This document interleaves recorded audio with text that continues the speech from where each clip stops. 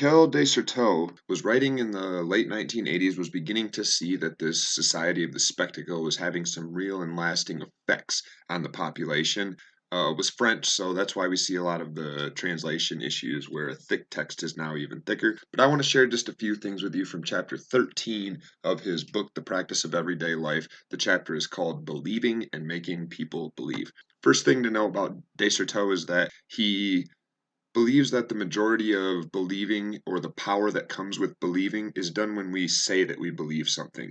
You might think of Tom Cruise jumping up and down on Oprah's couch in celebration of his Scientology and how that acted as a legitimization of the religion. A better example might be Bernie Madoff, who stole millions and millions of dollars from people in a Ponzi scheme by lying to them and convincing them to believe it was something that it wasn't. And more importantly, you can think of the people he convinced who in turn said that they believed it and their friends also invest. So today, Certeau, when you say that you believe something and other people hear you, it goes out into the world and it has this effect. Now, I've drawn some correlations between Michel Foucault and Michael de Certeau. What we're really talking about here is how both power and belief began long ago in humans as being focused on just one source, and it was what they believed in as their god or their religious higher power. That source transferred to the king, which then transferred to the state or the government. And nowadays, as we've already seen with Foucault through the panopticon metaphor, power has been dispersed out from a central source to the people, and it actually operates out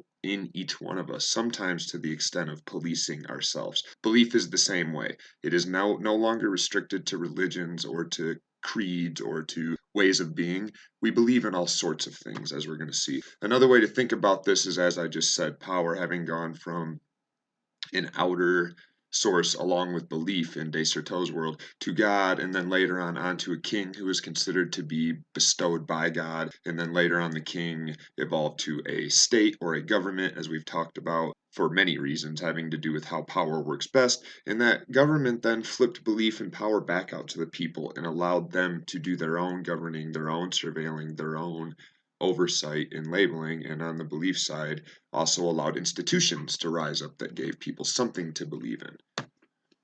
Now, you can once again think about what we really believe in as being effective if something goes awry or if power is disbalanced. Long ago, all humans had was themselves and God. They had to either go and get back whatever was taken from them themselves, or they had to believe a higher power would someday make it right. Nowadays, think of all of the things that people put faith in or that people claim to believe in, either a little bit or a lot, as in they believe that some of these things may be solutions to long-standing social problems. This is just a short list of all of the things that nowadays are part of this belief system that Descartes talks about. He goes a step further and says that we can look back to tenets of original belief systems from long ago and see that organizations and institutions borrow certain segments and take them completely out of context and then use them to advance their own gains. And we can think of how In God We Trust is now on our United States currency outside of the context of the scriptures it was borrowed from, because it brings to mind the same feelings and it makes us feel as if we're still tied to some thread of religiosity that runs way back to other people. Recently, capitalistic organizations have given us plenty of examples of how they too will attach themselves to third party organizations through donations and sort of bring to mind the same affect that often results in both social protest and social support. Now, what Descartes is really focusing on in this chapter is something called referential reality. What we see is what we believe, even when we know it's not real. Even when we watch a movie we know is fiction, we still walk away believing certain things. And I put a brief list of all sorts of misconceptions that many of us have taken away from Hollywood just by living in the United States for a short amount of time and in absorbing media in this context. You will pick up things that are complete hogwash. None of these are truths. They're all fabricated, but oftentimes we learn these things falsely from movies, television, stories.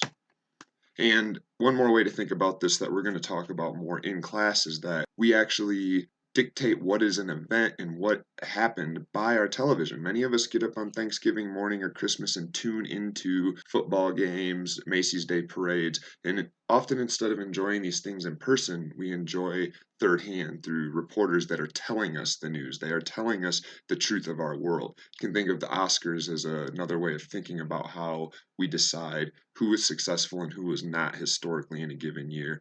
And again, 9/11 maybe is one more example of how we all tuned in, if we were around back then, to figure out what was going on based on what we were being told. So that's what De Certeau is really getting at. Everything we see, hear, read, listen to, talk about has an effect on us, and we learn to tell stories. This is incredibly problematic when we talk about populations that we're not familiar with, like the prisoner, or like the poverty stricken, or like the homeless people.